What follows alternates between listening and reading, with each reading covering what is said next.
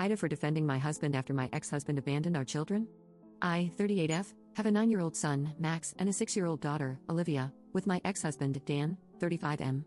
Max is severely acoustic and requires a lot of care. I remarried 3 years ago, and my husband, Luke, is incredible. Dan has the kids for 6 hours every week. This week, it was on Tuesday, and as I was away for a funeral, Dan took the day off work to be with them in the morning and evening. He and his girlfriend, Sophie, picked them up as planned at 11 a.m. My husband took this time to play a round of golf with my brother. They finished the game at 4 p.m., and the golf course is 30 minutes from our house. I got a call at exactly 5 p.m. from Sophie, screaming at me about abandoning my kids.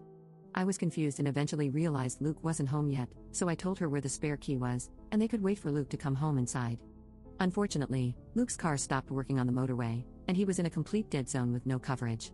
He was able to call emergency services, but nothing else would connect. When the police arrived, the first thing he did was ask if someone could contact Dan to tell him what happened. Sophie was already on the phone to the police, reporting me and my husband for child abandonment. They said one of us should have been there and that Dan doesn't feel safe inside our home.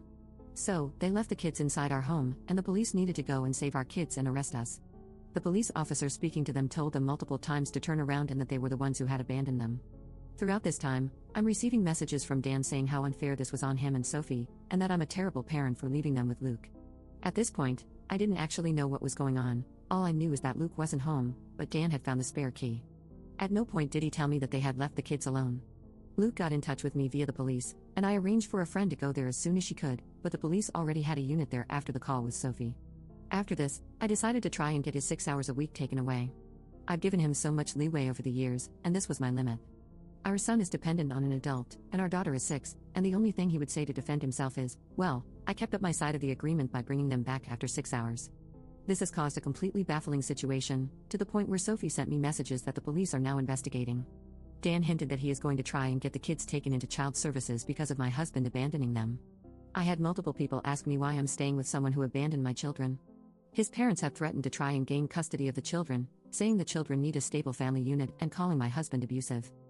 So then I put the whole story, with evidence, on my private Facebook page, and people quickly understood. But now I'm being branded a drama queen for publicly blasting the father of my children, putting my husband above my kids. I don't understand how. He's more of a father to them than Dan is. I feel like I've taken crazy pills. Update 1. For some context before the update, my brother, Pete, was friends with my ex-husband before we ever got together. He also never really got involved in our relationship, or separation. He's never really been involved in my life beyond being a good uncle. He's a nice guy, but we have never been that close. He's always been closer to my ex, and now with my husband. When he found out what happened, that completely changed and he put himself right in the middle of it all.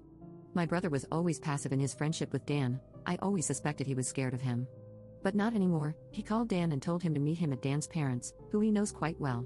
Dan was advised that bringing Sophie to this meeting wouldn't end well for him. I don't know exactly what was said, but the result of their conversation is that Dan's parents are going no contact with him. I don't like them, they've never liked me, but I've never doubted they loved my kids, and would protect them with their lives. Pete did tell me that Dan made it clear he wouldn't break up with Sophie under any circumstances, even if it meant he wouldn't be able to see his kids. Pete explained what happened to my ex's in-laws, that the version of events I posted was true, and went through the evidence. Dan argued and complained until his dad told him to leave. I think the fact that my brother, who was known for caring about booze, women, and sports and nothing else, took this so seriously got the grandparents to wake up. I spoke to them, and although their apology was barely worth hearing, we came to an understanding. I'm not going to allow any visits between Dan/Sophie and my children going forward. Our agreement was informal, no court orders or anything. If he wants to see them, he will have to fight for it, which I know he won't. Those 6 hours a week are now going to be with his parents, on the condition that if they allow Dan to be around the kids, even once, they will be cut off from our lives. They were fine with this.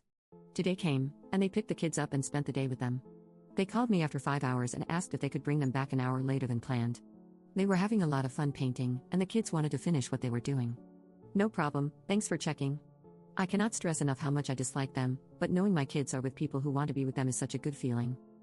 Dan didn't even text me to ask if he was going to have his scheduled time today. I spoke to a police officer yesterday about the messages sent to me by Sophie.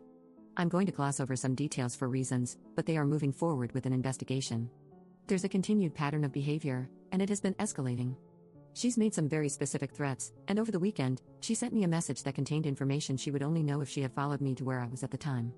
Luke has set up external cameras on our house, including making sure our cars are covered by cameras at all times. Our neighbors know what happened last week, so they're going to keep a lookout for her as well. I feel awful that I let this person be around my kids for almost a year. I let her be around them but didn't know her well enough to spot that she was capable of behavior like this. I spoke to Olivia to ask what she thought of Sophie, and she said she was grumpy and not fun, but nothing to indicate she hurt them or anything. This reaction to the whole situation is just unhinged. Luke has been a star through this.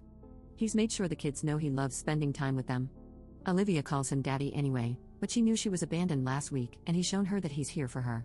He's always loved Max and been amazing with him, but I know he's found it difficult to connect. He asked for advice, and I told him just to try things he enjoys and see if Max engages. Well, Max spent 5 hours on Sunday with a golf putter in his hand, hitting a ball to the putting machine thing Luke has in the garage, and apparently, he's a natural. So, I'm now reevaluating my life. Living with one golf obsessive was barely manageable, 2 maybe more than I can endure. Update 2. Since my previous posts, everything has mostly been resolved. I didn't go into detail at the time, but a lot of what Sophie was sending me was accusing me of infidelity, and she had told a lot of people that I was someone who slept with other women's men. I thought she was accusing me of cheating on my ex with my now husband, but we will come back to this in a bit. She directed people to message me from public posts on her Facebook, and one person turned up at my door to shout abuse at me. Between this and other stuff she did, I reported her to the police, and they opened a case of harassment. I spoke to an officer who took all the evidence I had, and a week later she was arrested and interviewed. Her phone and computer were seized, and she was released with bail conditions not to contact me directly or indirectly. I was told there was enough evidence to support a prosecution, but at that stage, I just wanted to move on and be done with it. Dragging it through court for God knows how long seemed such a daunting and horrible future, so the police didn't move forward with prosecution and filed it with no further action, meaning the bail conditions would no longer apply the moment it was filed. I was told this would happen after a review from somebody who wasn't the officer dealing with it, which would be between 1 to 7 days, and I would be told when that was completed. This was communicated to her, and being the bright spark that she is, she immediately messaged my brother something along the lines of his sister being a female dog and a waste of police time. The bail conditions were still in place. He reported this to the police, not knowing I wasn't going forward with the whole case. Turns out that where I live, the breach of bail conditions is a crime against the government, not the person they were in place to protect. I have no knowledge of what's going on with that, but I am led to believe she is in a bit of legal trouble. After she was interviewed, I was informed of what was said about all of this to the police, bringing everything full circle to the original incident that led to all this. Turns out Sophie and my ex were in a relationship for almost 2 years while we were still married, with it ending around the time my 6-year-old daughter was born, and then they reconnected in the last year or so. I had no clue this happened. I'm actually weirdly impressed he hid it so well. Sophie was under the impression we split up a year into their relationship, and didn't know we had a son while they were together. When they reconnected, he told her we had 2 kids, which she wasn't happy about but forgave him. The thing is, my ex told her that my daughter is 8, but she's only 6.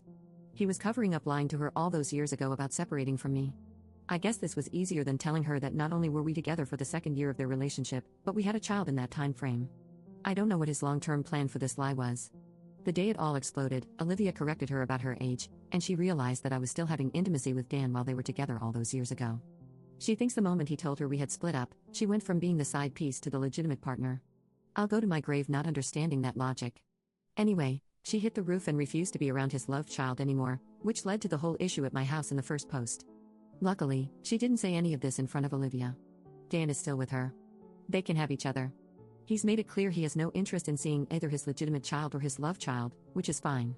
His parents have been incredible this entire time, helping with childcare to the point I have been able to pick up more hours at work. We've gotten along much better since they've accepted that maybe all the bad things they heard about me weren't true.